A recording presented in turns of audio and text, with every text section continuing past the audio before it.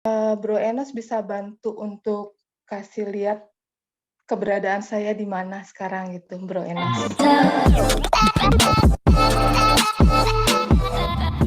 Halo teman-teman, hari ini kita mau ke daerah Sekura.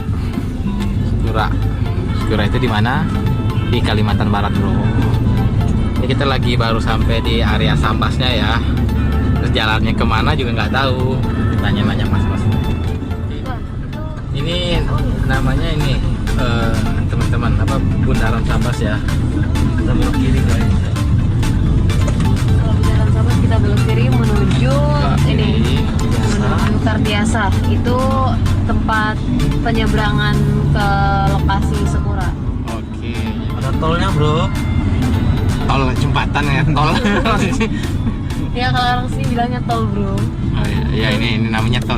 Karena kita di sini kita ngomongnya tol. Keren kan guys, jembatannya. Oke.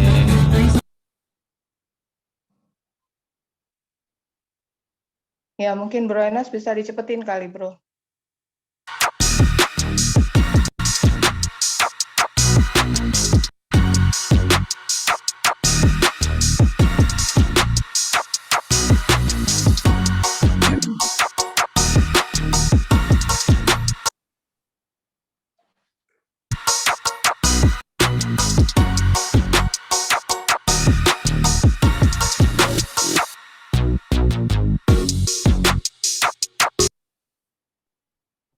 Sekura adalah salah satu kelurahan di Kecamatan Teluk Kramat, Kabupaten Sambas, Provinsi Kalimantan Barat.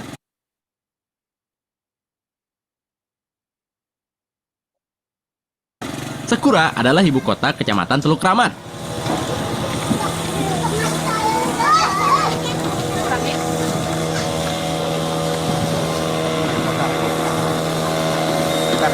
Ini jadi kita nih bakal nyebrang ya ke desa seberang sana menggunakan motor air ini. Nah, perahu bermesin itu kalau di sini sebutannya adalah bangkong. Kali ini kami akan nyebrang menggunakan bangkong motor air ini, guys. Bangkong ini bisa dimuatkan 4-5 unit motor, sekaligus bersama pengendaranya. Waktu yang diperlukan untuk sampai ke tujuan kisaran 10 menitan, dan ongkosnya hanya 10 ribuan. Nah,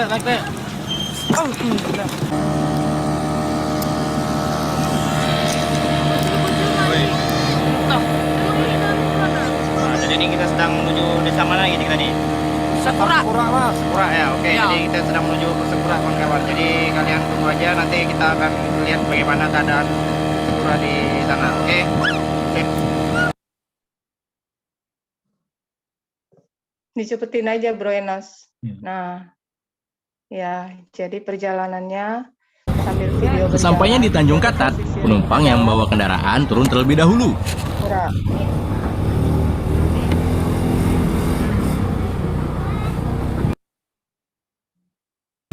Nah, sekarang kami mau pulang dulu nih. Oke guys, sampai di sini dulu ya videonya. Kita bakal ketemu lagi di video lainnya. Sekarang Semoga kita video pulang, ini kawan-kawan. bisa bermanfaat. Jangan lupa subscribe untuk mendukung channel ini supaya terus berkembang. Klik tombol jempol ke atas kalau kamu Ya, Nos, destinasinya aja, Nos. Ya, itulah perjalanan pelayanan kami di sini. Jadi, lokasi Cut di Sekuras, Kabupaten Sambas, Kalimantan Barat. Jadi, posisinya kalau dari kota Pontianak itu sekitar 6-7 jam perjalanan baru sampai di kota kami, di Sekura. Gitu. Jadi, cukup jauh untuk menuju satu kota.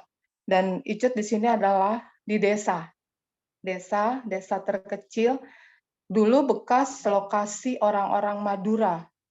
Lokasi ini adalah tempat Madura, mungkin para sahabat pernah mendengar sejarahnya. Jadi lokasi gereja aku di wilayah Teluk Kramat ini adalah bekas orang Madura yang menguasai, tapi mereka sudah pergi. Gitu. Nah, jadi semenjak perjalanan dari Pontianak sampai ke Sekura, itu saya menggunakan bus atau travel. Jadi di sini tidak ada, jadi yang dibilang tol itu tadi jembatan gitu, jembatan. Nah, travel itu dari Pontianak kita harus melewati beberapa wilayah kabupaten, termasuk Singkawang, kota terbesar di Pontianak gitu. Nah, terus dari situ tapi Icut harus melewati gunung, sawah, hutan, sungai. Nah, tapi semenjak perjalanan, nah ini adalah salah satunya. Jadi ini transportasi yang dipergunakan masyarakat di sini, termasuk kalau Icut ke tempat pelayanan ke rumah jemaat gitu loh. Karena kalau untuk naik daerahnya masih becek, teman-teman. Daerah masih becek, jadi salah satunya kita permudah dengan perahu ini. Dan perahu ini pun dipergunakan untuk bawa mayat, bawa ke kuburan gitu. Jadi bukan hanya untuk kita menumpang dan dia bisa untuk jadi nelayan ikan dan segala macam. Di sini jemaatnya itu adalah orang Dayak, orang keturunan Tionghoa. Ada juga orang Muslim dari Subang dan dari Cianjur gitu loh. Nah, sekarang jemaat yang digembalakan oleh suamiku kurang lebih termasuk anak sekolah minggu itu kurang lebih sekitar 80 jiwa. 80 jiwa. Nah, gereja kami ini adalah namanya Gereja Berea, Gereja Penggerakan Kristus Berea. Kalau di Indonesia digembalakan oleh Pastor Andreas Lin. Nah, suamiku diutus ke daerah Sekura ini sudah dari tahun 2018 dan diperpanjang sampai 2024. Icut baru datang ke lokasi ini di tahun kemarin. Nah, ini adalah salah satu area kami bisa field trip, kami bisa bersama-sama sharing. Ini adalah di perkebunan di rumah salah satu jemaat kami di orang Dayak. Nah, keunikan di sini adalah jemaatnya itu nah ini lokasi di belakang salah satu rumah jemaat saya. Jadi inilah transportasi dan ujung itu adalah Sambas. Tuh. Jemaat di sini mereka rata-rata pedagang, tapi ada juga petani lada, petani kelapa sawit, petani burung walet dan petani. Nah, ini salah satu acara awal tahun. Akhir tahun dan awal tahun kita ngadain kebersamaan bersama-sama jadi tukar kado. Kita di malam tahun baru kita adakan semacam fellowship. Fellowship biasanya kami doa, tapi sekarang ini kami bikin dengan fellowship supaya jiwa baru pun bisa merasakan kebersamaan dan kekeluargaan. Nah, keunikan di pelayanan Rina di sini ya banyak ya teman-teman gitu loh. Karena rata-rata mereka masih latar belakangnya. Nah, ini salah satu metode untuk penjemputan jiwa baru, terutama anak-anak sekolah minggu kita. Jadi kita siapkan odong-odong. Gitu. Nah, ini kita mau ke satu lokasi, salah satu youth berulang tahun. Jadi dari gereja menuju ke lokasi rumahnya dia itu kurang lebih sekitar 20 menit lah. Tapi karena hujan jadi kita pakai odong-odong ini. Jadi ini habis komsel youth saya ikut sama mereka gitu loh. Jadi teman-teman saya dari anak sekolah minggu sampai ke yang tua. Nah, kegiatan Icut sehari-hari di sini ini adalah anak-anakku yang aku ajari mereka baca tulis. Ada yang nggak bisa baca tulis sampai mereka akhir bisa baca tulis, dan mereka dari Senin sampai Jumat mereka baca Alkitab walaupun hanya setengah jam, tapi mereka harus baca Alkitab karena latar belakang mereka sebagian besar adalah masih asli, jadi agama tradisional Konghucu gitu. Walaupun ada juga yang sudah Kristen, tapi sebagian besar ini adalah Konghucu dan sebagian besar juga orang tuanya belum beribadah di gereja kami. Hanya dia kirim anak-anaknya karena untuk mendapatkan nilai di sekolah. Nah, karena itu agak susah pelayanan kami di sini karena mereka masih terikat sama sembahyang kubur. Jadi pada saat pertama, ya sembahyang kubur itu di sini ada gereja GSRI, Gereja Santapan Rohani Indonesia, ada gereja Katolik, ada gereja sama kami 3. Dan itu memang agak susah ya, karena notabene mereka masih tradisi ngikut gitu. Padahal mereka tidak mengerti siapakah Kristus. Anak-anaknya itu kalau mereka tidak masuk ke Kristen, jadi mereka pendidikan agamanya dimasukkan ke Muslim. Jadi rata-rata seperti itu pendidikannya di sini. Jadi makanya kami narik jiwa dengan cara kami bikin odong-odong seperti itu. Nah, keunikannya lagi, waktu itu pertama kali Icut sampai di sini, suamiku melayani seorang orang tua, kakek-kakek, bapak-bapak yang notabene-nya Kristen dari kecil. Tapi dia dukunnya ada sekitar 17 itu. Dukunnya 17, terus akhirnya dia minta diajari firman sama suamiku, tapi baru hari pertama dia diajarkan firman, saya baru ingat waktu itu Karita, waktu kita di Ciloto itu ngusir roh kotor ya, ternyata di firman kepada suamiku, tapi menyerang aku.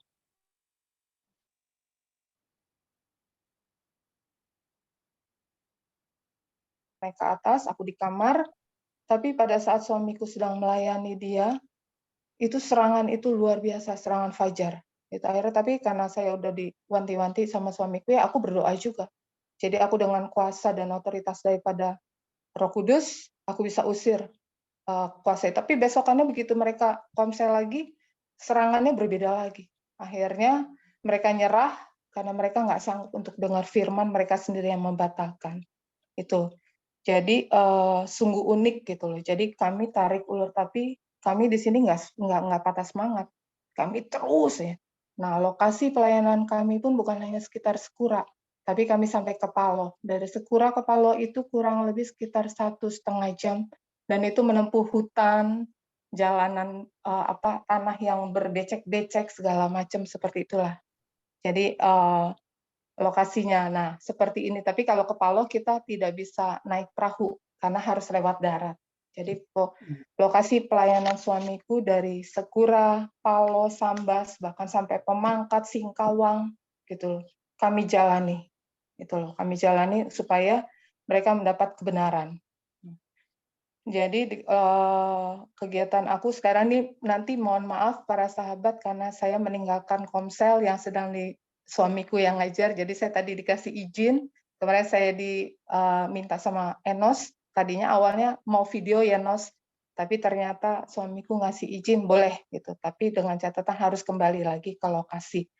Nah, seperti itu pelayanan kami, jadi ada lagi di sini untuk supaya anak-anak tertarik, supaya kita mencapai jiwa baru, salah satu jemaat aku punya lahan dari orang tuanya. Mereka di sini rata-rata orang kaya, tapi tidak kelihatan seperti Bob Sadino. Jadi di sini tidak ada mall, tidak ada bioskop, tidak ada apa-apa. Jadi hanya kebanyakan pantai, kebun, kayak gitu. Jadi hanya ada satu jemaat yang diberkati Tuhan, dia punya supermarket. Dan kalau di Jakarta mungkin seperti Tip Top ya. Tip Top yang di Jatinegara, tidak besar. Nah, dia akhirnya membuat kolam baptisan, kolam berenang, dan itu bisa dijadikan baptisan. Nah, itu adalah kalau habis sekolah minggu, itu sama teman-teman bawa anak-anak untuk supaya mereka nggak boring, dan sekalian kita jemput bola orang tuanya, kami berenang. Gitu. Ada juga hotel di sini kalau teman-teman para sahabat mau ke sini, destinasinya ada hotel, tapi kalau di Jakarta ya sebatas selevel Losmen lah, seperti itu. Gitu. Jadi kegiatan Icut sama suami adalah kita kunjungan ke rumah jemaat, kita komsel dari rumah ke rumah. Jadi kegiatannya hari Jumat kita komsel secara umum, hari Minggu komsel jiwa baru, pagi ibadah, malam hari Sabtu kita persiapan pelayanan. Dan Icut kebetulan lagi sekolah untuk kurun waktu selama 3 tahun, dan ini baru berjalan 1,5 tahun. Hari Minggu malam saya temani suami untuk komsel, hari Senin komsel youth, hari Selasa kami dapat pengajaran dari pusat, hari Rabu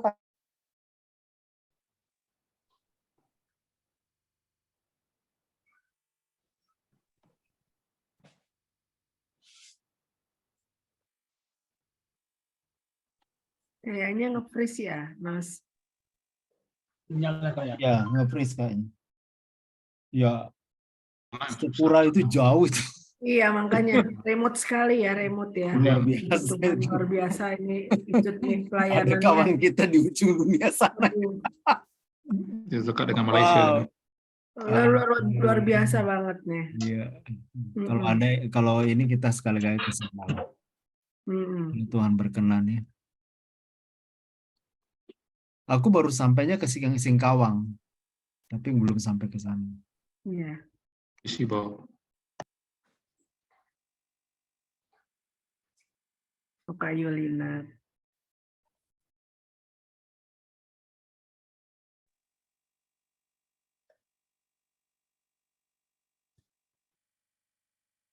Lanjut Han, sambil nunggu. Wah, ini udah masuk nih Rina. Masuk tuh. Ya, Ah, maaf ya, maaf Ya. banget di sini kalau di sini karena hanya IndiHome jadi maaf ya kakak-kakak dan teman-teman karena di sini home terputus kayak gitu jadinya. Nah itulah kegiatan Icut, jadinya Icut tunggu para sahabat untuk main di Sekura karena periodenya sampai 2024. Saya nggak tahu lagi suamiku mau dikirim kemana lagi gitu. Karena ini adalah ladang pelayanan 1, 2, 3, 4 ladang pelayanan keempat dan paling lama beliau di Sekura. Kebetulan jemaatnya sungguh luar biasa. Saya nggak tahu karena apakah jemaat di sini masih mau mempertahankan atau enggak. Tapi ada satu hal yang Icut sangat luar biasa. Di sini Icut bisa membawa anak-anak yang tidak bisa baca tulis, akhirnya mereka bisa baca tulis. Karena pendidikan di sini sangat minim. Kelas 2 SD belum bisa baca tulis, bahkan huruf A, B, C, D aja sama sekali nggak bisa. Gitu loh. Dan guru-guru di sini, saya nggak tahu cara pendidikan seperti apa, bisa naik kelas. Tapi mereka bodoh gitu loh, untuk membaca tulis. Tapi kalau soal kangkau, fulus, mereka bisa ngitung gitu. Jadi yang Icut senang di sini adalah setiap hari Icut bebas polusi, ada suara burung, suara ayam, suara binatang. Walaupun Icut di sini kekurangannya adalah airnya jelek. Airnya jelek, luar biasa. Tidak bisa diminum, tidak bisa kalau mandi pun kepala Icut pertama-tama di sini borok ya. Jadi Tuhan luar biasa. Tuhan kasih hujan buat minum, buat cuci baju, buat mandi, buat cuci sayur. Itu yang Icut pergunakan di sini. Jadi itulah sekilas pelayanan Icut sama suami. Tadi suamiku minta izin supaya disampaikan kepada para sahabat, supaya semakin terus melayani, kita sama-sama memberitakan nama Yesus. Wow, luar sebelumnya, biasa. ya, jadi Icut tunggu kedatangan kalian. Tapi ada satu hal juga, saya ke Pontianak 6-7 jam, tapi kami 3 jam ke Kucing, perbatasan. Ke negara orang.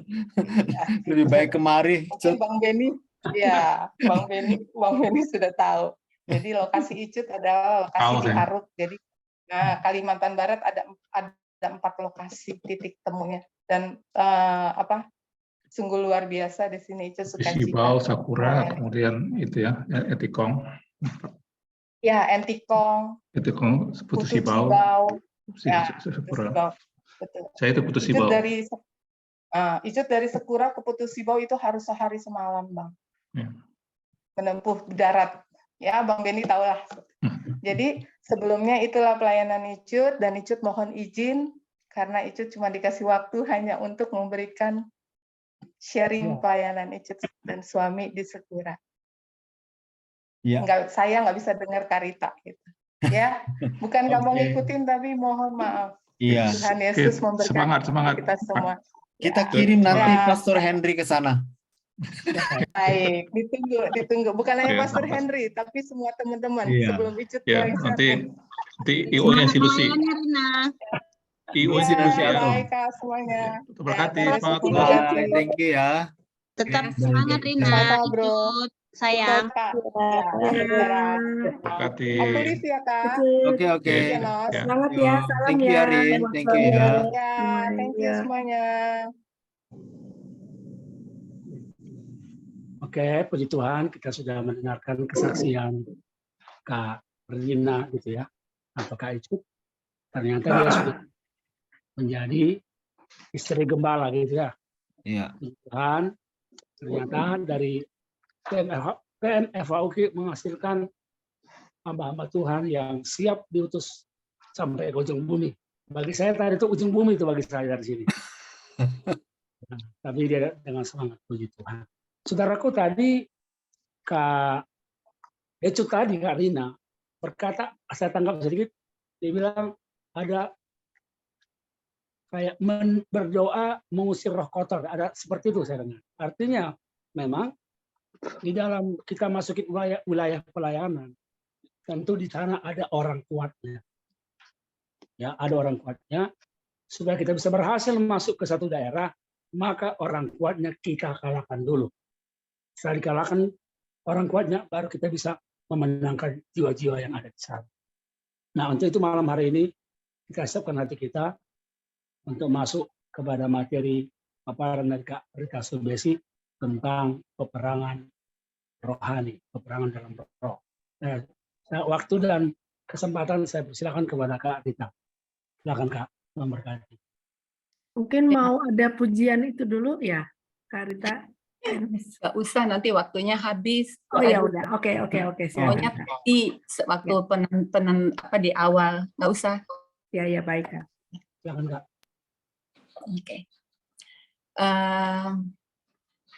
Kekasih-kekasih Kristus, saya tergerak untuk kita seketika konsentrasi untuk Rina ya, daripada kita banyak cakap tentang doa tapi kita kehilangan kesempatan mendoakan teman yang memerlukan. Kita ambil waktu masing-masing dalam hati saja. Nanti saya amini dengan doa pembukaan untuk memulai firman. Gitu ya? Siap, Kak. Baik. Amin. Doa pribadi kita sudah tadi dengar, dan kita tentunya dapat insight dari Tuhan. Kita mau mendoakan apa untuk dia. Kita mulai berdoa.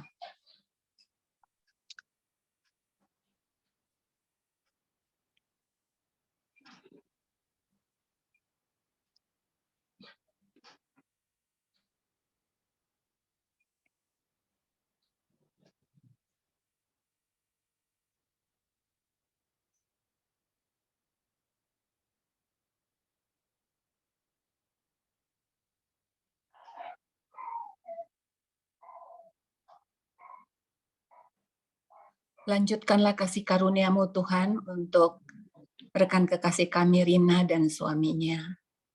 Engkau yang ordain mereka, Engkau juga yang akan melanjutkannya. Dan saat ini Tuhan, curahkanlah hikmat, akal budi, dan wahyu roh yang benar untuk mengerti Engkau dengan benar. Juga singkapkanlah kami pengertian tentang pergumulan yang tersembunyi, sehingga kami tidak diombang-ambingkan atau dikelabui oleh si jahat.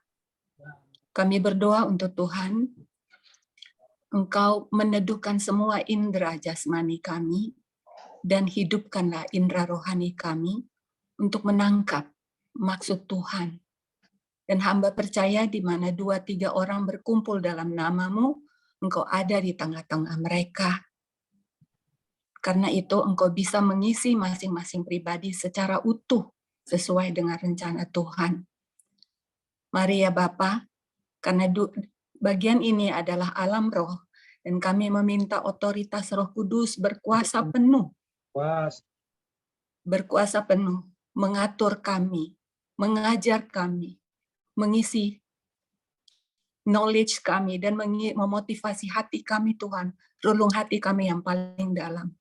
Kalau masih ada dosa yang terselubung, ada motivasi yang salah saat ini di hadapan hadirat-Mu, bersihkanlah Bapa, ampunilah dosa-dosa kami, dan kuduskanlah kami dalam kebenaran. Firman-Mu adalah kebenaran. Kami mau membuka singkapan firman Tuhan, untuk kami bisa dipakai Tuhan dengan lebih baik lagi. Dalam nama Yesus, Tuhan dan Juru Selamat kami, jaminan doa kami berdoa. Amin. Selamat malam semua. Saya rasanya terhormat banget gitu disuruh bawa topik ini. Karena jadi saya ingatkan lagi betapa berartinya topik ini buat kita semua. Bukan karena dulu kalau kita di waktu mahasiswa, kita kejar pembicara untuk topik-topik yang kita tahu dia expert di situ. Saya ragu-ragu, apa saya expert dibilang doa gitu. Tapi ternyata ada suara yang kecil mengingatkan saya supaya kamu tahu berdoa dan kembali tahu pentingnya berdoa. Jadi terus terang saya jadi banyak hal yang melihat lagi doa dari sisi yang lain, karena banyak hal yang cukup banyak yang tersingkap kembali, apalagi ada kurung depannya itu ya, yang aku bingung kenapa Enos taruh di paling bagian depan ya, kurung, dalam kurung itu dunia roh. Mengapa hal ini menjadi perhatian? Karena saya bilang Sola, oh itu ada tambahan ya, karena saya ngomong dengan Sola, saya dapat persepsi yang lain. Waktu saya lihat kayaknya saya terbentur dengan hal yang besar gitu loh ya.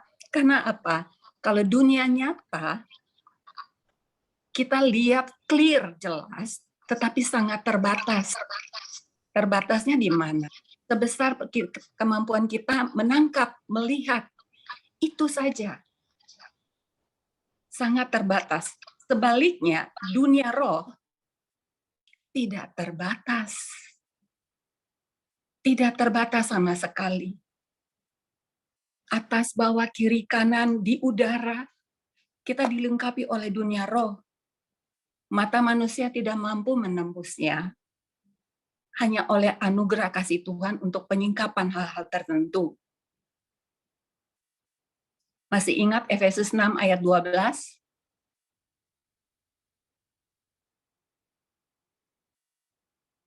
Bahwa perjuangan kita bukan melalui darah dan daging, tetapi penguasa-penguasa udara. Melawan Penguasa-penguasa udara. Ya, ada tingkap-tingkap pertempuran di sana, ada tingkap-tingkap angkatan bersenjata yang kita tidak bisa lihat dengan mata. Dan ada satu yang sangat menakjubkan saya juga, maksudnya diingatkan lagi, di Amsal 20 ayat 27, dicatat aja biar nanti cek ya. Roh manusia adalah pelita Tuhan yang menyelidiki seluruh lubuk hatinya. Gerakan hati kita Tuhan tahu. Makanya banyak berkembang doa SOS ya. Atau banyak yang Tuhan tahu maksud dan motivasi. Saya bersyukur bahwa malam ini dunia roh itu bukanlah yang serem-serem yang mau dibukakan, yang seperti yang menjadi keributan gereja-gereja dan lain sebagainya. Tetapi dunia roh di sini mau menyingkapkan pertempuran tersembunyi, pergumulan doa.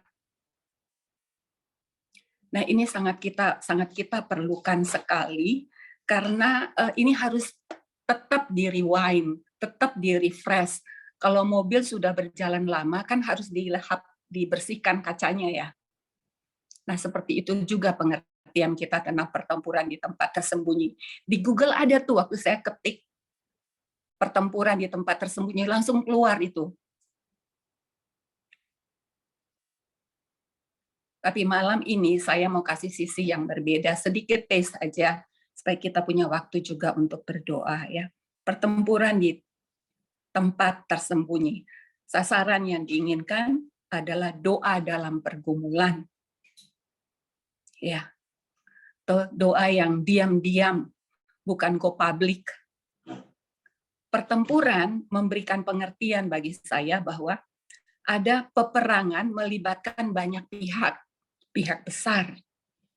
Jadi bukan semata-mata pergumulan pribadi. Sola ingatkan saya, doa bukan yang hanya cakap-cakap aja Kak, yang hanya berkomunikasi. Tapi ini pertempuran. Ada pertempuran di udara, ada pertempuran di alam roh. Semua sebelumnya mengambil contoh yang kayak Musa ya. Tetapi di Musa itu tidak ada konkret doanya apa gitu ya. Jadi saya nggak singgung, saya ambil 3 contoh utama di Alkitab, 3 contoh doa besar. Yang pertama, doa Nehemia. doa Nehemia. Soalnya mungkin belum ya itu, belum. Doa Nehemia. Ya.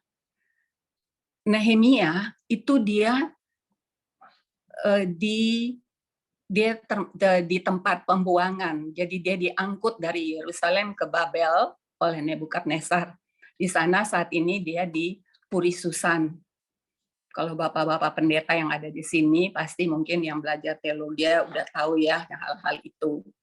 Nehemia, ini doa pergumulan dia jelas sekali. Dia tuh bukan full timer, bukan masalah full timer dan bukan full timer, tapi dia pekerja. Dia adalah juru minum raja Artasasta. Dia juru minum, tapi bisa jadi project manager untuk membangun tembok Yerusalem yang runtuh. Berhasil melakukannya. Mari kita lihat di Nehemia 1 ayat 2 sampai 4 ya. Nanti dibacakan aja di rumah. Di situ Nehemia bukan mulai dengan gagasan bahwa dia mau lakukan apa nih untuk bangsanya. Enggak. Dia bukan mulai dengan merancang sendiri. Tetapi dia mendengar berita dari saudaranya yang datang dari Yerusalem ke Puri Susan.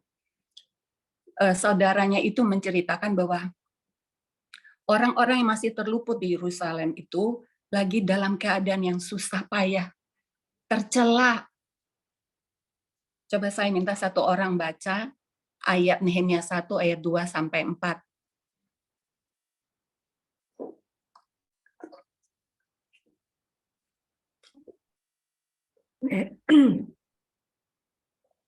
Nehemia 1 ayat 2 sampai 4.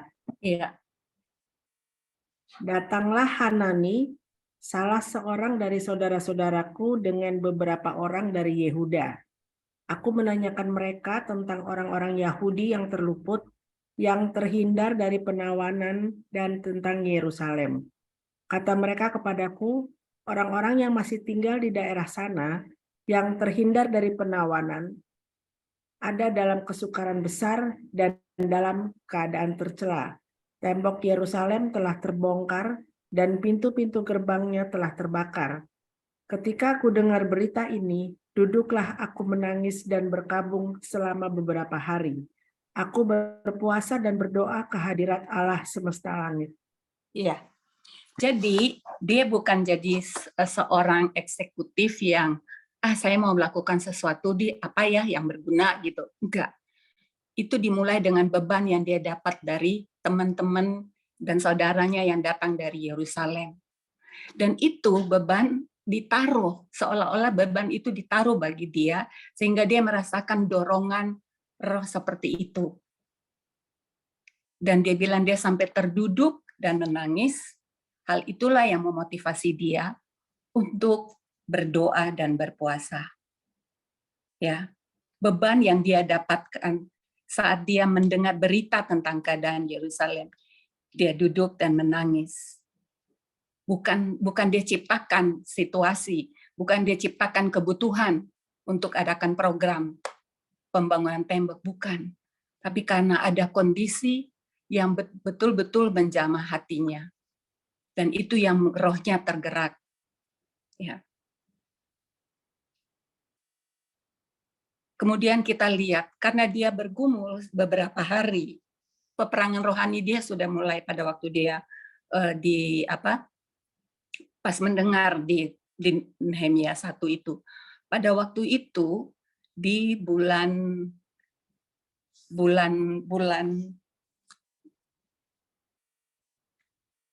Kislu.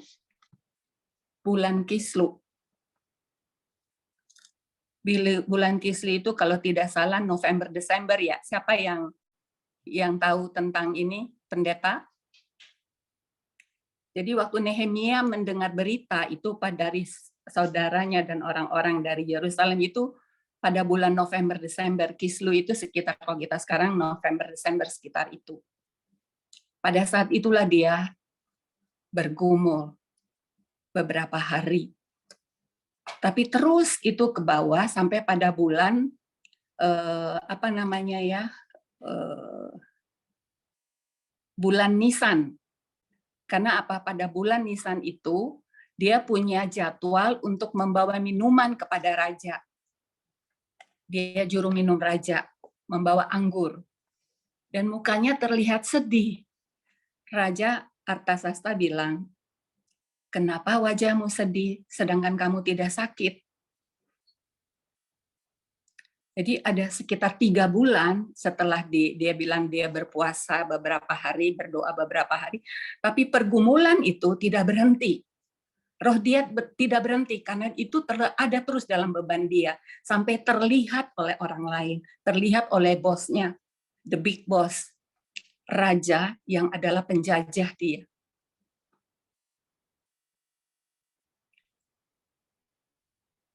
Setelah disingkapkan seperti itu, jadi kita lihat Tuhan berperkara dari setelah dia mendoakan, dia dapat kesempatan. Raja yang bertanya, kemudian dia bilang, bagaimana saya tidak sedih karena tembok daerah tempat tinggal saya di kampung saya itu sudah hancur, pintu-pintunya roboh. Bagaimana saya tidak sedih? Malah rajanya bertanya, jadi kamu maunya apa?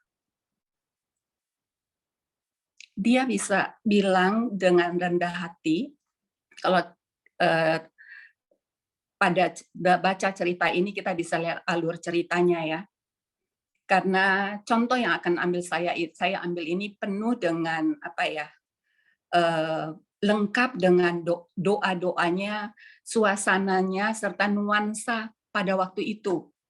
Jadi setelah dia berdoa di waktu Kislu, kemudian pada bulan Nisan, dia punya kesempatan berhadapan dengan raja yang memulai bertanya. Setelah dia bertanya itu, dia seketika kayak naikkan doa SOS kepada Tuhan gitu loh ya. Pada waktu Tuhan tanya, kenapa wajahmu muram? Pertanyaan ini membuat dia takut karena apa? Sebagai juru minum, kalau muka berubah berarti ada sesuatu yang kurang tepat. Biasanya kalau orang seperti itu ada rencana pembunuhan atau racun. Jadi kalau juru minum itu dia harus minum dulu untuk membuktikan bahwa itu aman untuk raja. Jadi makanya dibilang ada di cerita itu dia pas dengar raja bertanya kenapa mukamu muram, dia ketakutan. Ya saya lihat di Nehemia 2 itu. Bertanyalah ia kepadaku, ia tuh raja ya, mengapa mukamu muram walaupun engkau tidak sakit? Engkau tentu sedih hati. Lalu aku menjadi sangat takut. Nehemia bilang gitu, lalu aku menjadi sangat takut. Jawabku kepada raja, hiduplah raja untuk selamanya. Bagaimana mukaku tidak akan muram kalau kota tempat pekuburan nenek moyangku telah menjadi reruntuhan dan pintu-pintu gerbangnya habis dimakan api. Lalu kata raja kepadaku, jadi apa yang kau inginkan? Kesempatan datang dari Tuhan. Karena beban dari Tuhan, kesempatan datang dari Tuhan, langsung dari pucuk pimpinan tertinggi. Karena dia sudah bergumul beberapa bulan, dia bukan hanya dapat kesempatan dari otoritas, dari tertinggi, tapi dia juga bisa tahu perincian berapa lama itu diperlukan untuk pembangunan tembok. Kalau baca cerita tentang komunikasi dia dengan rajanya, kita bisa lihat dia sudah lengkap. Waktu raja bilang, jadi kamu perlu berapa lama? Dia bisa bilang berapa lama diperlukan. Kemudian dia bisa ada keberanian, kalau baik pada pandangan raja, berikanlah juga saya surat-surat, untuk kalau saya kembali menghadapi gubernur-gubernur di sana, mereka membiarkan saya, tidak mengganggu saya. Jadi juru minum, tapi punya logic law-nya jalan. Bukan seperti orang-orang kita di sini yang membangun gereja tapi lupa perizinan. Ntar dihajar baru bilang macam-macam. Kalau ini Nehemia dia berpikir sampai ke sana. Bagaimana supaya dia melakukannya secara proper. Jadi raja membuat surat. Jadi secara the act and the jure bersama-sama berjalan. The act raja memberikan izin, the jure-nya raja lengkapi dengan surat-surat.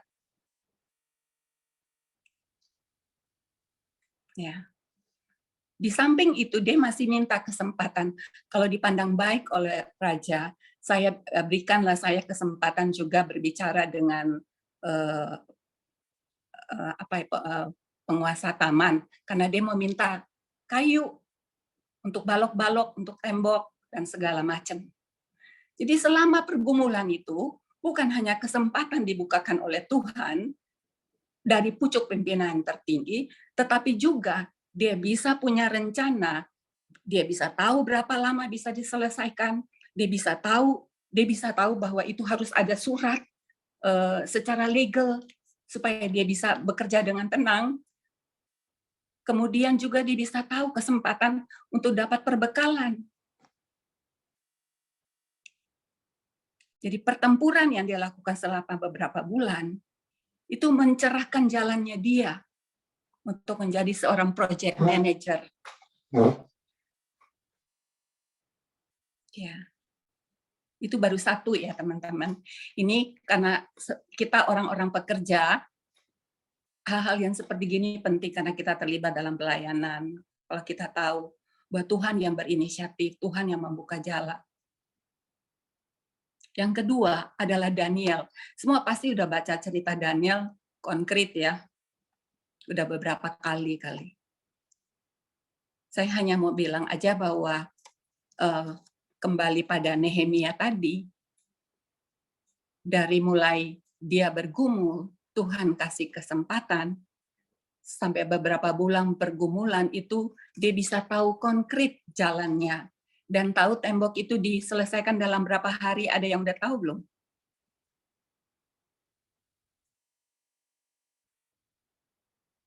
...52 hari di Daniel 6 ayat 15. Dalam 52 hari itu berapa bulan?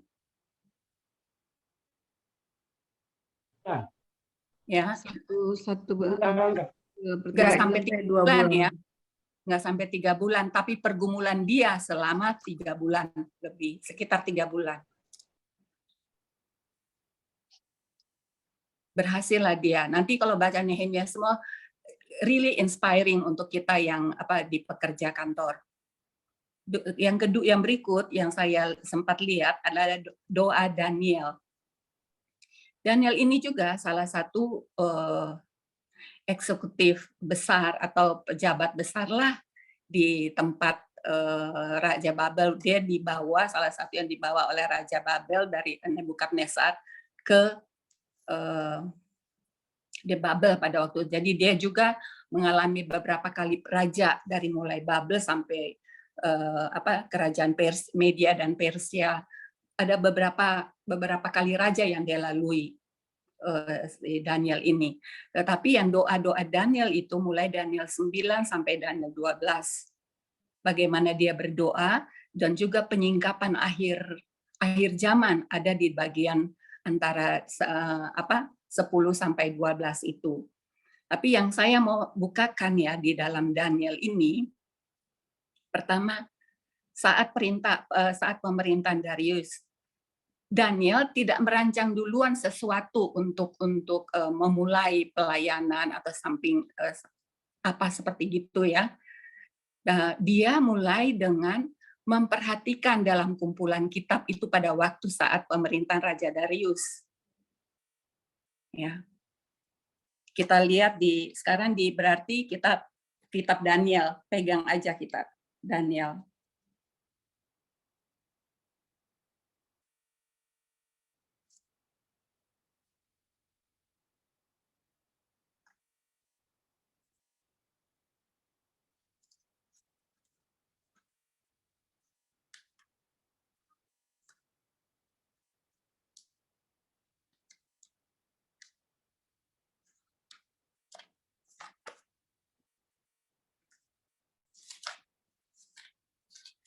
Daniel 9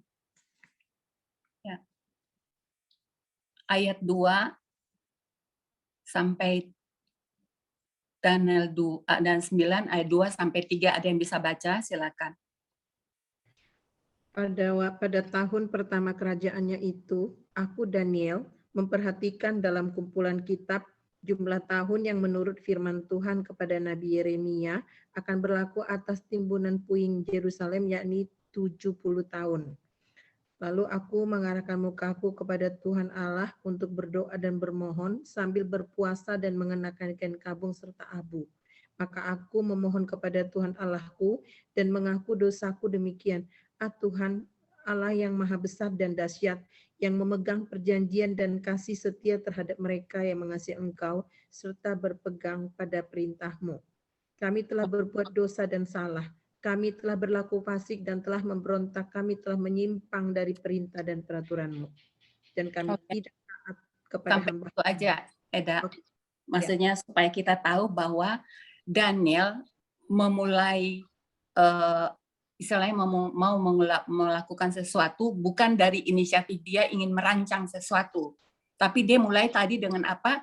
Memperhatikan dalam kumpulan kitab. Kalau tadi Nehemia berita dari saudaranya dan orang-orang yang mengalami pergumulan besar di tempat desanya dia atau kampung atau negaranya dia. Dan saya melihat juga kita sudah dengar pergumulannya Rina ya. Dan ini pada zaman Darius, Daniel itu dia belajar dari firman Tuhan yang Tuhan berikan melalui Nabi Yeremia. Langsung karena dia baca, itu membuat dia bergumul dan berdoa kepada Tuhan. Tujuannya dia berdoa, apa yang dia minta di Yeremia Daniel 9 ayat 16. Ada Eda tolong. 9 ayat 16. Ya Tuhan, sesuai dengan belas kasihan-Mu, biarlah kiranya murka dan amarah-Mu berlalu dari Yerusalem, kotamu, gunungmu yang kudus. Sebab oleh karena dosa kami dan oleh karena kesalahan nenek moyang kami, maka Yerusalem dan umat-Mu telah menjadi celah bagi semua orang yang di sekeliling kami. Ayat 19. Ayat 19. Ya Tuhan, dengarlah ya Tuhan, ampunilah ya Tuhan, perhatikanlah dan bertindaklah dengan tidak bertangguh, oleh karena Engkau sendiri Allahku, sebab kotamu dan umat-Mu disebut dengan nama-Mu. Oke. Ya, jadi saya mau bilang bahwa di zaman Daniel, dia seorang pejabat besar, tinggi, tetapi bisa melakukan sesuatu bukan karena inisiatif dia, tetapi karena gerakan firman Tuhan. Dan selanjutnya apa yang kita bisa lihat? Dia bukan hanya pada zaman Raja Darius di dalam Daniel, tapi juga pada zaman Raja Koresi. Dia tetap melanjutkan pergumulannya. Karena apa? Karena belum tuntas keadaan Yerusalem. Keadaan Yerusalem belum tuntas. Dia berkabung selama 3 minggu penuh. Selama 3 minggu penuh. Coba kita lihat di ayat Daniel 10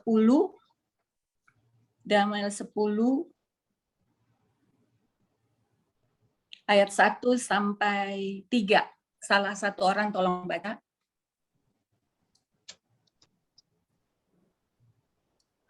Pada tahun ketiga pemerintahan Kores, Raja orang Persia, suatu firman dinyatakan kepada Daniel yang diberi nama Belteshazzar. Firman itu benar dan mengenai kesusahan yang besar. Maka dicampakkannya lah firman itu dan diperhatikannya lah penglihatan itu. Pada waktu itu aku, Daniel, berkabung 3 minggu penuh. Makanan yang sedap tidak kumakan, daging dan anggur tidak masuk ke dalam mulutku, dan aku tidak berurap sampai terlalu 3 minggu penuh. Oke. Jadi ada yang begitu memberati digumuli oleh Daniel sampai dia 3 minggu penuh loh. Bukan hal yang biasa-biasa sambil lalu gitu, enggak. Hampir 3 minggu. Dia bilang dia Maka dia nggak menjauhi makanan-makanan yang enak, nggak bilang puasa penuh ya. Sebentar, bateraiku low baterai, Theo.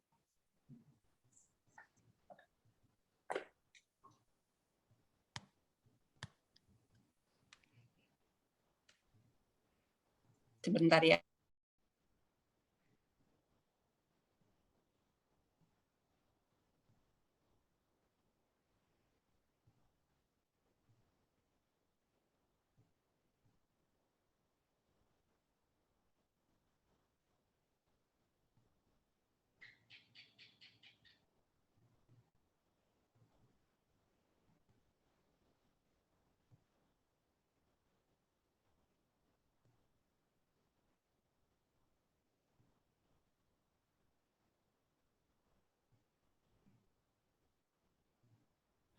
Aku lagi minta cucuku ambil colokan. Tiba-tiba running out ini karena udah dari tadi ya. Jadi pada zaman Kores juga dia tetap melanjutkan pergumulan karena belum selesai, belum tuntas keadaan Yerusalem itu, dan berkabung tiga minggu penuh melalui karena singkapan firman Tuhan. Karena 3 minggu bergumul, dia disingkapkan firman Tuhan. Apa yang akan terjadi bagi Yerusalem dan apa yang akan terjadi nanti di akhir zaman. Daniel 10 sampai 1 sampai 3 tadi. Di sini juga no koko yang satu yang tipis. Bukan ini, satu lagi. Oke. Di Daniel ini juga disingkapkan waktu untuk Daniel ada keterlibatan dari surga. Malaikat Gabriel dan malaikat Mikael, karena waktu Daniel bersungguh-sungguh berdoa, dia bergumul, dia ingin dapat pengertian tentang arti 70 kali 7 atau seperti itulah. Gabriel datang untuk memberikan pengertian bagi dia. Dia diutus. Coba kita baca di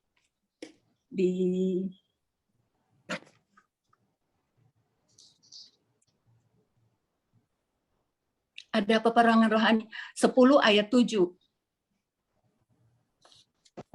10 ayat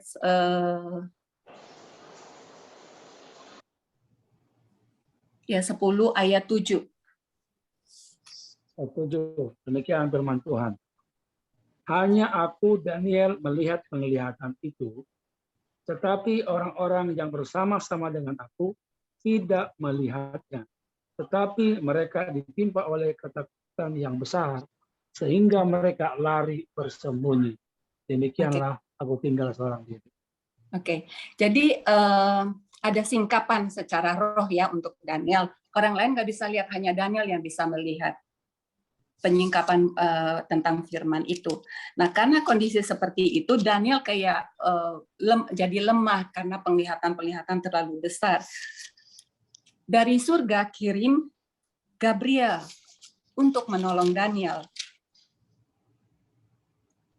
Jadi surga ikut terlibat.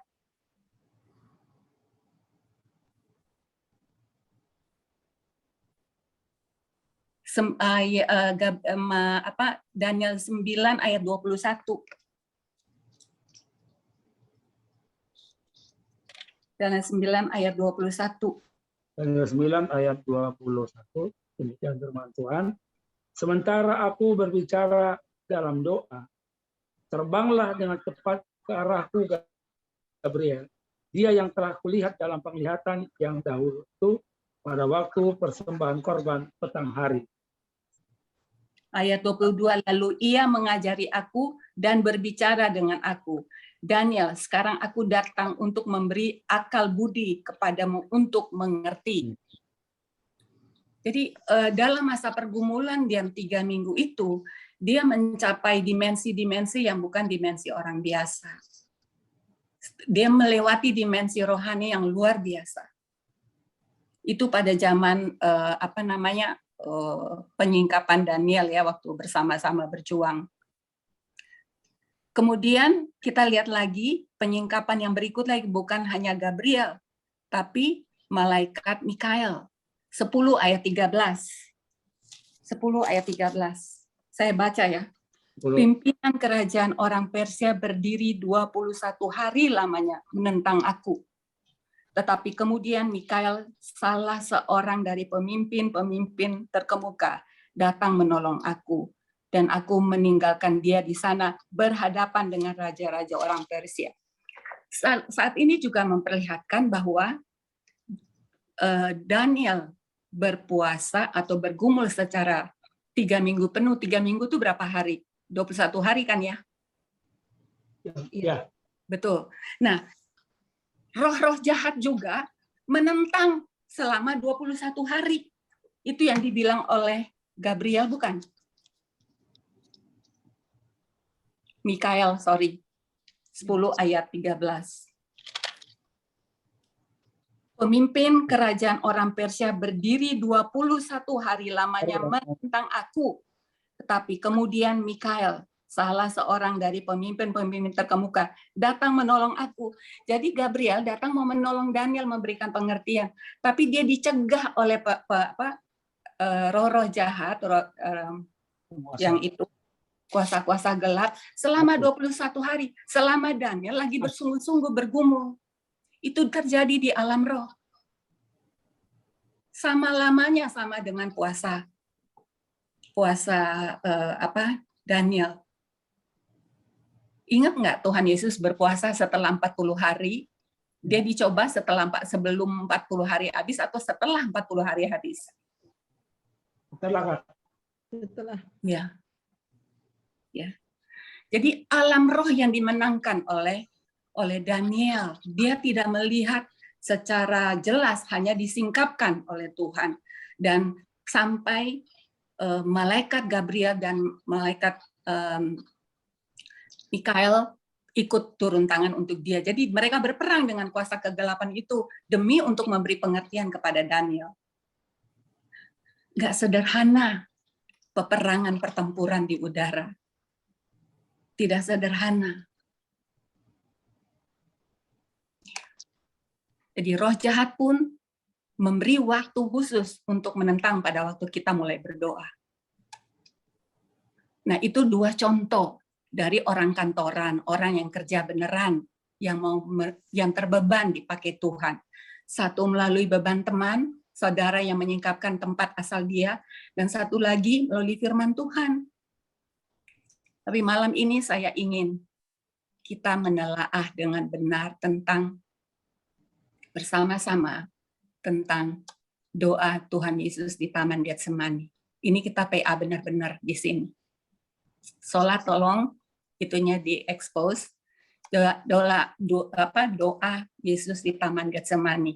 Matius 26 ayat 36 sampai 46. Dan satu lagi Lukas 22 39 sampai 46.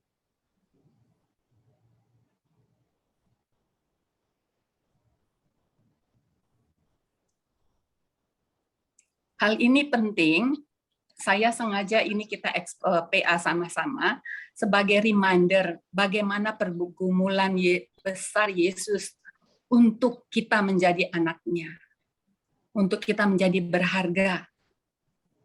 Ya. Nah, kita coba buka semua Matius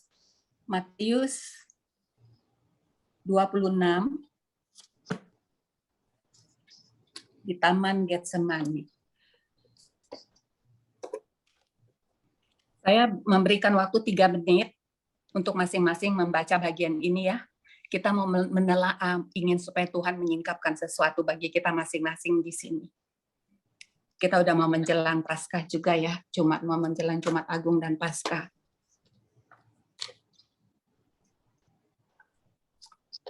Pertempuran di tempat tersembunyi.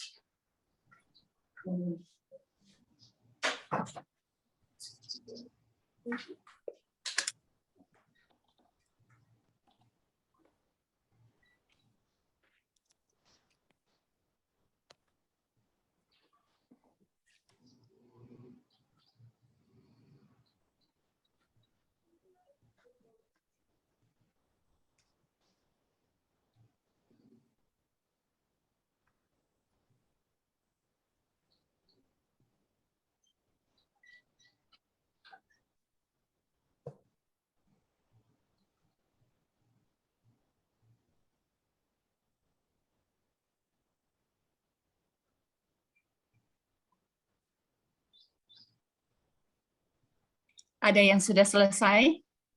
Sudah, Kak. Ya, Kak. Oke.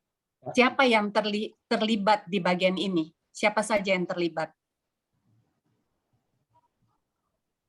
Ada Yesus, Yesus, ada murid, ada Pak. malaikat. Ada malaikat, ya. Jadi kalau di Matius hanya Yesus dan murid-murid, juga Petrus dan anak-anak Zebedius ya. Tapi jadi lokasinya gini, settingnya ada murid-murid, satu grup yang lebih besar, kemudian ada Petrus dan 2 anak Zebedius, baru Yesus maju sendiri lah, ya kan? Betul ya? Ya. Di Matius. Nah itu, tetapi di situ di Matius tidak mengungkapkan ada malaikat yang muncul. Di Lukas. Di Lukas adanya. Betul. Di Lukas bahwa ada malaikat dari langit menampakkan diri padanya untuk memberi kekuatan kepadanya. Fakta apa baru yang kita lihat di sini tentang Yesus dan doa? Fakta apa kira-kira? Ketika kita berdoa dalam bergumul, surga juga turut memberi kekuatan. Amin. Ada lagi? Yesus punya kedekatan dengan murid-muridnya. Dari yang jumlah 12 itu, dia ada select lagi orang yang jadi first circle-nya dia, circle terdekatnya dia, yang dia ajak untuk ikut di dalam pergumulan yang khusus Right. itu. Oke. Ada lagi yang lain? Fakta apa lagi yang didapat tentang Yesus dan tentang doa?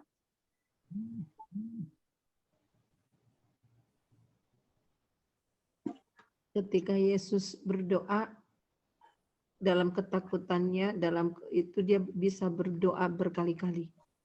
Yes. Sampai 3 kali. Ya, ada 3 kali dibilang ya. Ya. Kau nggak boleh lakukan kawan ini daripadaku. Iya. Apalagi? Ada lagi enggak? Doa itu kekuatan kita, Kak. Oke. Karena begitu sungguh-sungguh sampai keluar titik-titik darah. Betul. Itu dikatakan di dalam Lukas ya. Di Matius tidak sebut. Tapi pertempuran pergumulan yang begitu besar sampai pelunya berubah titik-titik darah. Mungkin Lucy kali ya dari psikologi bisa mengerti hal ini ya, tekanan psikologis.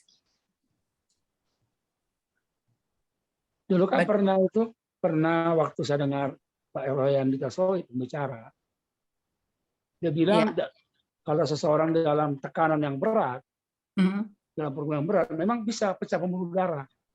Oh gitu, oke, iya.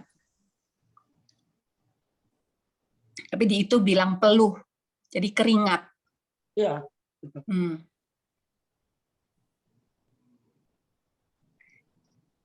Di ayat 26 kita baca apa tentang Yesus di situ? Dia bilang hatiku sangat sedih, seperti mau mati rasanya.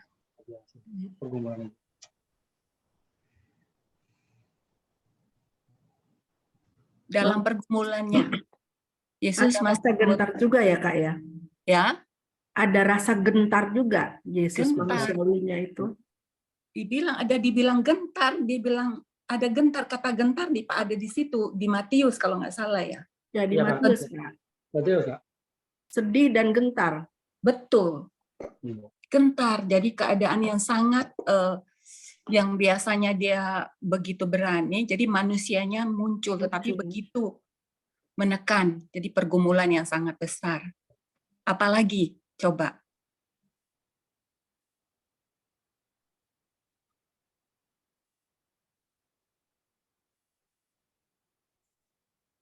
Tadi pendeta Henry bilang doa kekuatan kita, karena dia bilang 3 kali dia bilang murid-muridnya ya, berdoa dan jagalah supaya jangan jatuh dalam pencobaan. 3 kali Yesus balik, 3 kali dia dapatin muridnya itu tertidur. Kalau di Lukas bilang mereka tertidur karena apa? Kecapean. Benar. Ngantuk dan capek. Ngantuk katanya. Di Lukas itu bilang karena sedih. Karena duka cita. Duka cita. Tapi saya heran, duka cita bisa tertidur ya. Kalau saya duka cita nggak bisa tidur. Tetapi itu kesedihan. Mungkin orang laki karena secara rasio ya, dia udah nggak sanggup. Dia lebih rasio, dia nggak sanggup, ya udah kayak lewat gitu loh, ketidur. Tapi kalau saya seperti perempuan duka cita, mungkin saya nggak bisa tidur. Tapi Lukas bilang bahwa mereka tertidur karena duka cita. Di Lukas ya.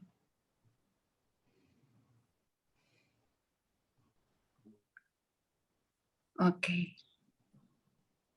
Sebenarnya apa yang Yesus minta ya?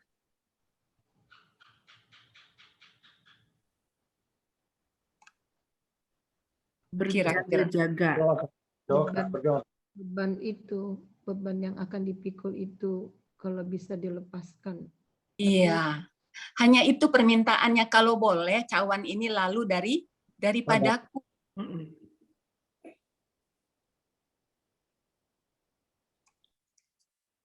Kalau boleh. Sekiranya mungkin, biarlah cawan ini lalu daripadaku. 3 kali hal itu dia minta. Apakah dia dapat yang diinginkan? Yang dia minta? Enggak. Enggak dapat. Walaupun doanya bilang, bukanlah kehendakku yang jadi, tapi kehendakmu lah yang jadi. Tapi 3 kali dia berdoa. Siapa lagi pahlawan iman yang sudah 3 kali berdoa untuk penyakitnya, tetapi juga nggak disembuhkan? Ada yang ingat nggak? Paulus. Yes, itu juga. Dengan kelemahanmu, kuasaku semakin sempurna. Nah, jadi sebenarnya doa Yesus yang bergumul sampai berpuluh darah tuh efeknya ke apa dong? Doanya nggak dijawab. Spiritualnya ya, Kak. Kalau di ayat 42 kan agak beda, Kak. Dia bilang gini, Kak, kedua. Lalu ia pergi untuk kedua kalinya dan berdoa, katanya, ya Bapakku, jikalau cawan ini tidak mungkin lalu, kecuali apabila aku meminumnya. Jadilah kehendakmu. Artinya memang bahwa kematian itu harus dialami oleh Yesus. Oke. Menebus dosa kita. Iya. Betul. Jadi sebenarnya dia udah tahu bahwa dia harus minum ini, tetapi kalau boleh, ya.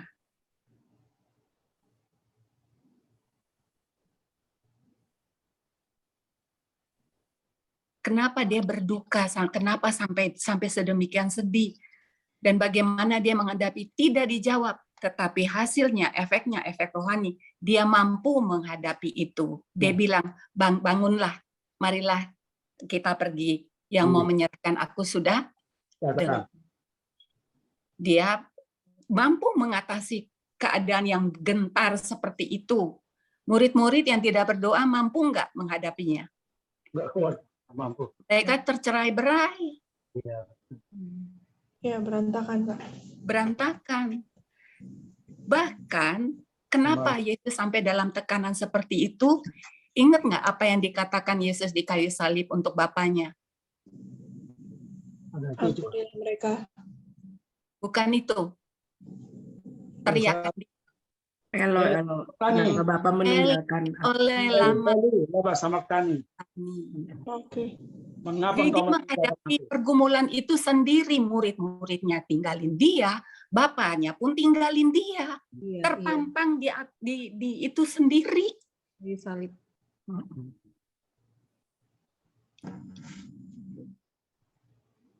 Bergumul dalam sendirian menghadapi kuasa dosa. Sampai akhirnya kita bisa menjadi anak-anak Allah,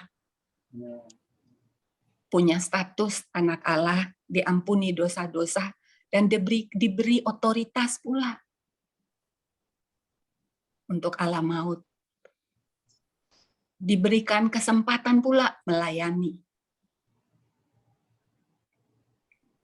Jadi dari 3 ini, khususnya dari mulai Nehemia, Daniel, dan Yesus, untuk pelayanan besar, peperangan rohani, nggak sesimpel kayak kita cuman datang doa waktu meeting, doa waktu PA. Ada pergumulan yang tidak terlihat. Baru mengalahkan alam maut. Karena perjuangan kita melawan darah dan daging.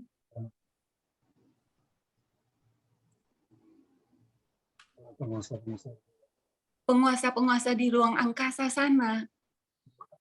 Jadi, kalau RU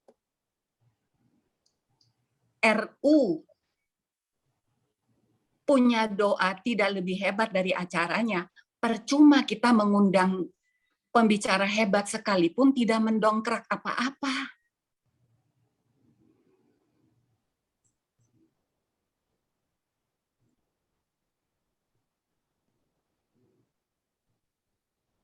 Percuma kalau para sahabat doanya tidak sungguh-sungguh, bukan terpecah 2 lagi, tapi bisa bertambah, bukan jadi seperti 2, tapi bisa jadi 4 atau hilang sama sekali. Karena ini bukan aktivitas sosial biasa, bukan. Ini kita meminta Allah terlibat di dalamnya. Dan kalau doa kita hanya seadanya pada waktu rame-rame, mau datang, pulang, sudah bubar jalan. Nggak ada peperangan rohani yang terjadi, ya apa yang diharapkan? Perkara besar apa yang diharapkan? Saya bersyukur saya melalui tahap pertama untuk pembangunan PM di PMFH UKI. Jadi saya mau bilang bahwa kalau kami lakukan itu seadanya, mungkin sekarang kita nggak ketemu. Sekarang banyak acara yang kita bisa tiru, kita bisa buat, apalagi dengan media seperti ini. Tetapi kalau nggak ada pergempuran rohani di balik acara-acara ini, nggak akan berhasil. The devil lebih berhasil untuk acara-acara yang menggoda anak-anak Tuhan daripada kita yang mati-matian buat acara, cari pembicara hebat-hebat. Saya kemarin waktu acara minggu lalu tuh yang apa tuh, Komarudin, siapa pengacara Yosua. Komarudin Simanjuntak. Saya membayangkan itu bisa pembicaranya bisa di atas 50 orang. Karena dia sangat luar biasa, tetapi kemarin itu nggak sampai 40 orang, 33 orang. Berarti doa kita di mana untuk Aryu? Terus terang, kita nggak bisa ngarapin hal yang besar kalau doa kita nggak besar juga. Kalau nggak ada peperangan rohani, kalau tidak ada peperangan pergumulan dari masing-masing yang terlibat, mati-matian membuat apa tuh tujuan sasaran, doanya lebih besar enggak?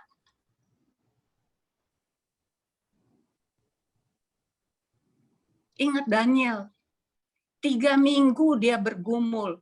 The devil pun berdiri 3 minggu menantang dia supaya jangan dia mendapat pengertian.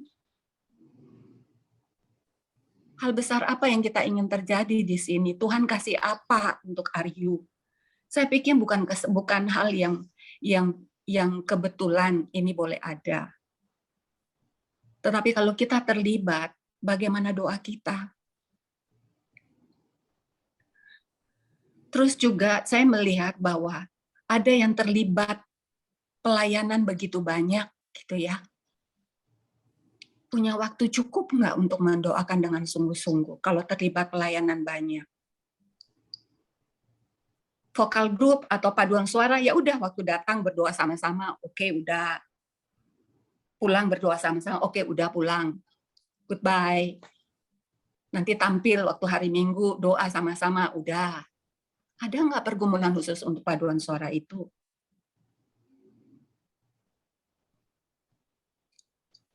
Ikut di meeting pengurus ini, pengurus ono, punya nggak waktu untuk berdoa yang cukup?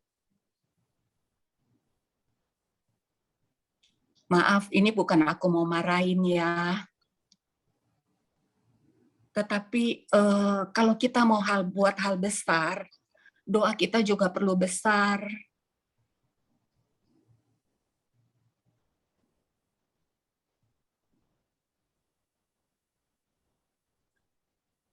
Nehemia dan Daniel membuktikan bahwa inisiatif itu bukan dari kita yang mau buat rancang sesuatu yang hebat, tapi Tuhan. Tuhan yang menggerakkan. Dan Yesus, karena dia mengasihi dunia ini, itu yang menggerakkan dia rela bergumul. Saya berharap hal sederhana ini yang diungkapkan ya, tapi kita sama-sama kembali untuk memanfaatkan sarana yang paling efektif dan efisien. Kenapa? Saat ini alat apa di dunia ini yang paling efektif dan efisien untuk segala hal? Dia bisa dipakai semua orang, siapa saja, kapan saja, di mana saja. Apa? HP. Nggak bisa menggerakkan Tuhan kan? Tapi doa, pergumulan, itu bisa oleh siapa saja, kapan saja, di mana saja, apa saja. Multiple fungsi sarana itu. Manfaatkan.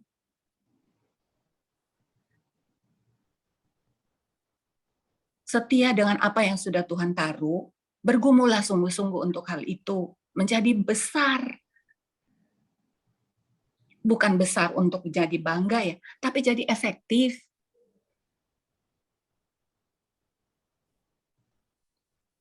Ini kita sama-sama. Saya pun jadi diingatkan karena saya mulai terlibat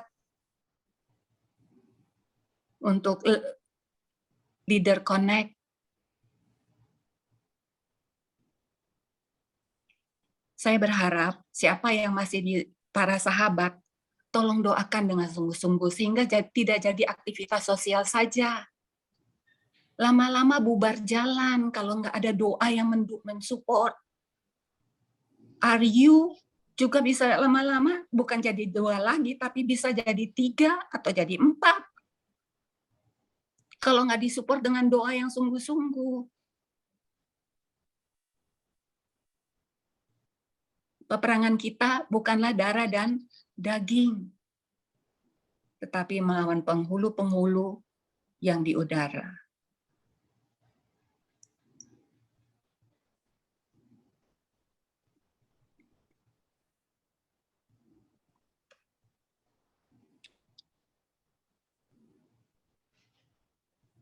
Sekarang bagaimana tentang berdoa dalam roh? Ada yang mau kasih komen?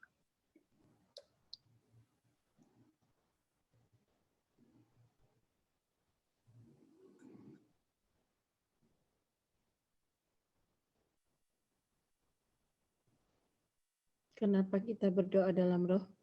Karena Iya. Allah itu adalah roh. Karena Allah itu ada roh, ya. Dan roh. Itu di Efesus 4 ya. Ya. Coba kita lihat sama-sama.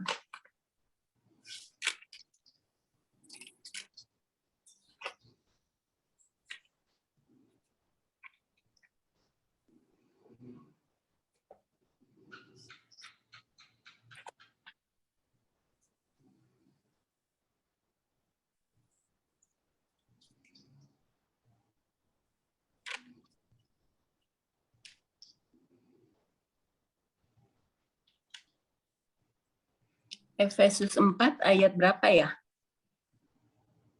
Sebentar, Yohanes 4 apa 24 bukan? Itu kan dari Paulus ya?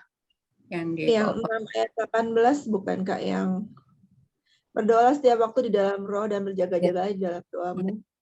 Ya. Kalau Yohanes 4 ayat 24 bunyinya begini, Allah itu roh dan barang siapa menyembah dia harus menyembahnya dalam roh dan kebenaran. Betul. Jadi kita ada kelengkapan ya, kelengkapan itu dalam roh dan kebenaran.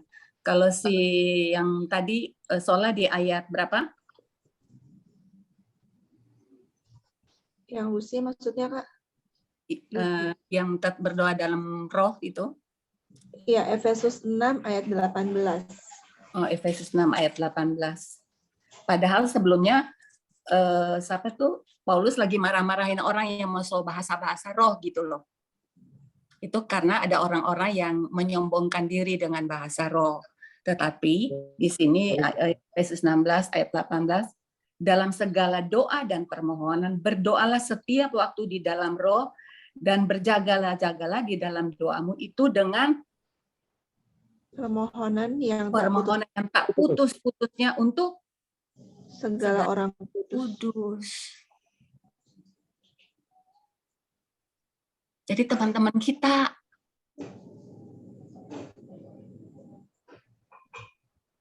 waktu saya persiapan, saya kebayang semua wajah-wajah, walaupun mungkin nggak semua ya, tapi yang pernah lekat di memori saya kebayang semua.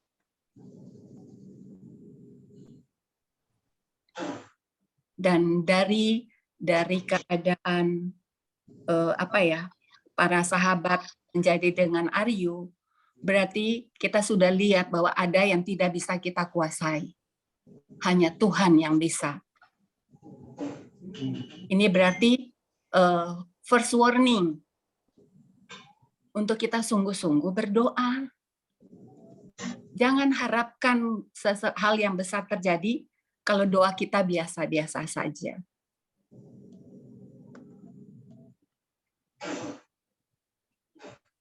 Tinggal waktu membuktikan apakah kita ada doa yang luar biasa apa enggak.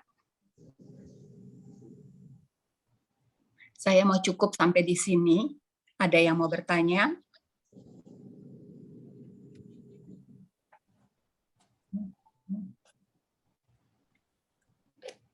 Berarti Kak, kalau kita berdoa hanya sebatas akal budi,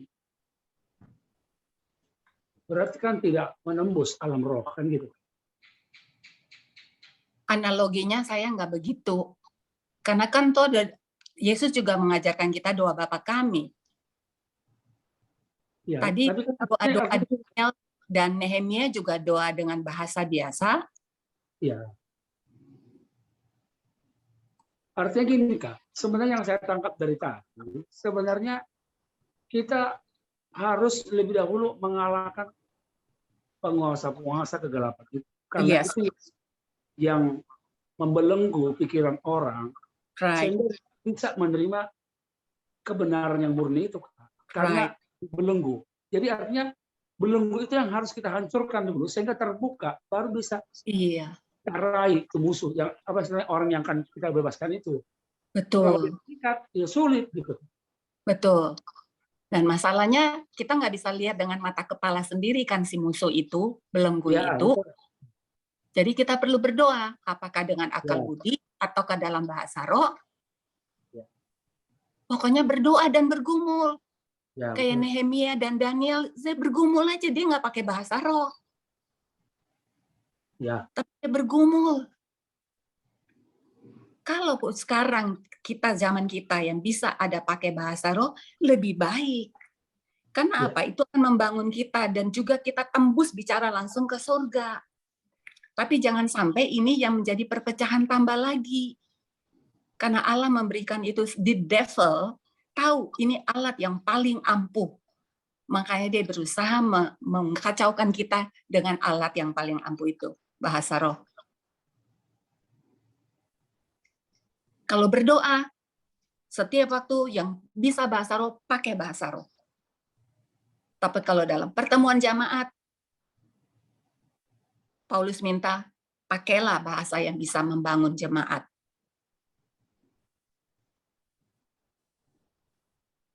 Tapi yang kita mau bahas ini adalah pergumulan sebelum ada acara jemaat ngumpul. Pergumulan di balik itu. Sehingga orang pada merasa hadirat Allah. Ada sesuatu, karena roh kan yang bergerak. Kita dengan bahasa biasa. Tapi roh yang ingat nggak? Gabriel dari surga turun. Mikael orang dari surga turun memberikan pengertian kepada Daniel. Karena Daniel tersiksa dengan pergumulannya. Dia meminta pengertian, dia berusaha mendapat pengertian. Tetapi dicegah oleh roh jahat. Sehingga malaikat turun tangan, diutus untuk satu disuruh tetap melawan penguasa gelap itu, satu diutus untuk memberikan pengertian kepada Daniel. Nggak main-main ya pergumulannya.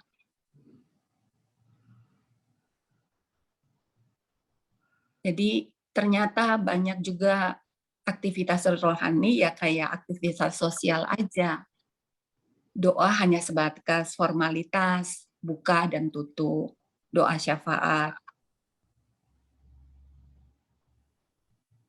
Kalau kita mau hal-hal yang besar, kita berdoa, doa kita juga besar. Secara pribadi, apalagi yang punya banyak pelayanan, jangan sampai waktu doamu terkuras oleh pelayanan.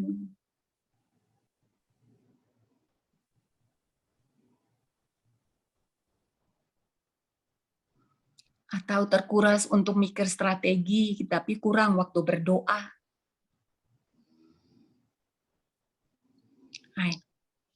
Sekarang kita ambil waktu seketika ya. Ada yang masih mau bertanya nggak? Kalau nggak kita tutup dengan kita berdoa.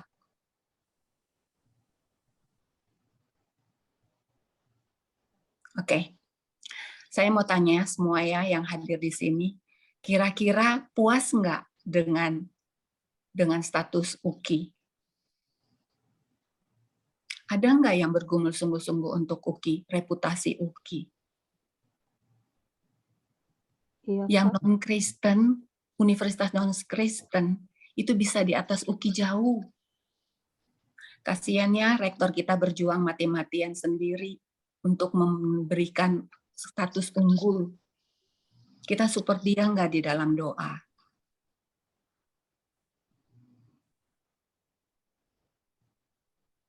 Ada orang yang bergumul mati-matian untuk membangun nama UKI. Kita berdoa nggak sungguh-sungguh untuk UKI? Kita tamatan dari UKI loh. Nama Kristus ada di situ. Kita ada taruh titip nggak doa?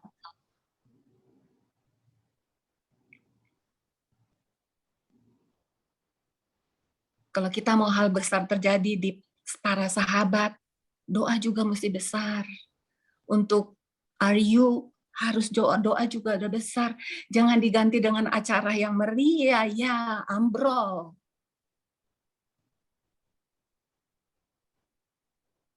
Ingat apa yang terjadi dengan Daniel dan Nehemia.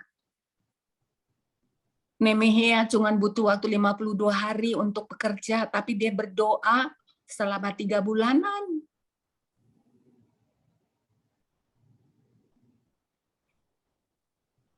Kita punya alat yang efektif, efisien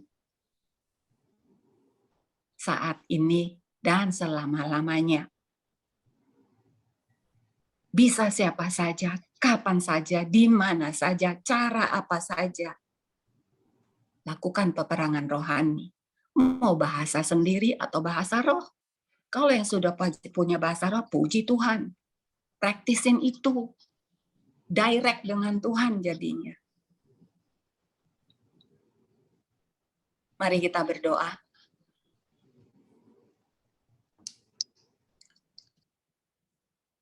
Allah Bapa yang Maha Kuasa, kami sudah berhenti membahas firman-Mu.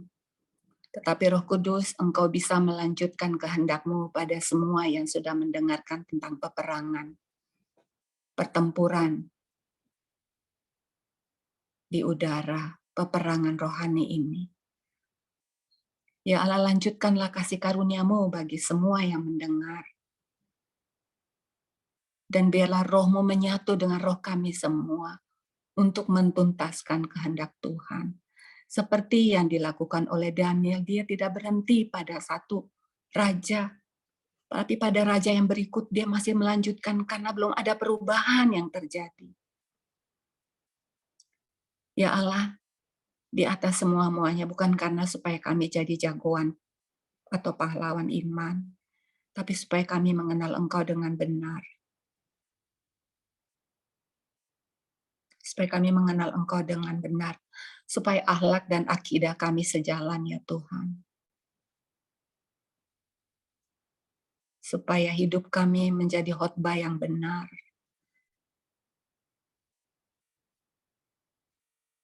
Bukan ucapan-ucapan kami. Kami meletakkan rekan terkasih kami Rina dengan pelayanan suaminya. Terima kasih untuk kesempatan yang Engkau berikan bagi Rina ya Tuhan. Terima kasih. Dan kami berdoa bersatu hati meletakkan Rina sepenuhnya dengan suami dan keluarga.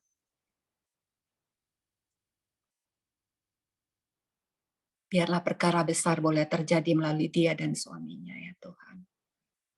Biarlah ada orang yang mendoakan mereka secara diam-diam. Tuhan, Engkau tahu kebutuhan mereka. Engkau tahu mereka tidak bisa sendiri.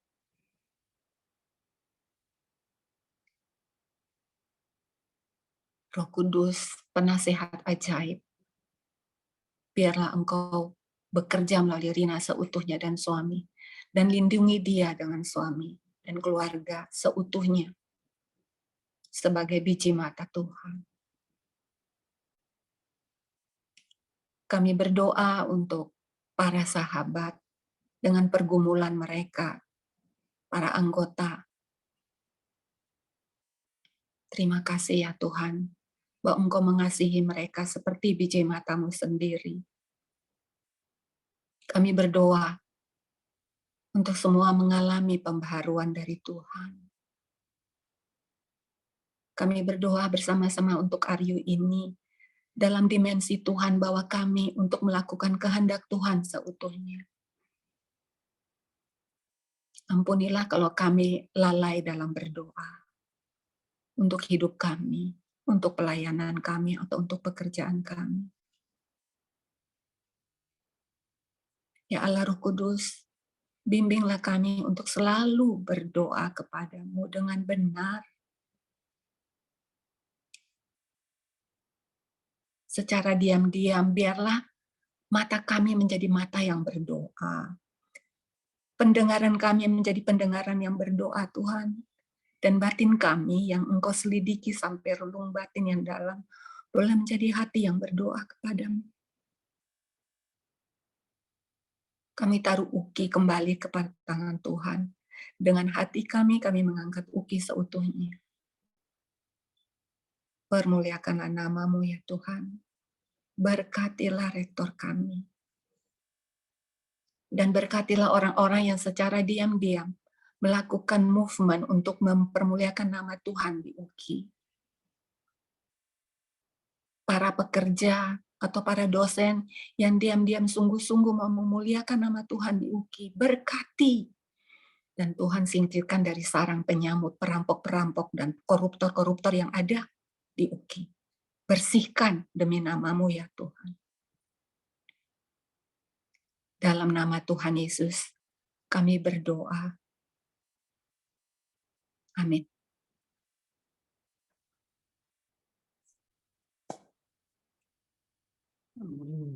Oke, kita sudah mendengarkan firman Tuhan yang disampaikan oleh Kak Arita. Saya pribadi sangat bersyukur kembali diingatkan bahwa doa itu sangat-sangat penting di dalam kehidupan kita sebagai orang percaya. Dengan doa kita bisa kuat, dengan doa kita bisa memenangkan peperangan. Kiranya apa yang sudah kita dengar malam hari ini bisa kita lakukan khususnya bagi kita yang ada di Relation Union ini harus sungguh-sungguh mempunyai beban. Tentunya bebannya datangnya dari Tuhan, sehingga kita bisa menggoncangkan dunia dengan doa-doa kita. Terima kasih Kak buat apa yang bisa Kakak sampaikan malam hari ini, yang membuat kami kembali diingatkan, disadarkan bahwa pentingnya arti sebuah doa. Tentunya doa yang sungguh-sungguh kami mendoakannya dalam beban.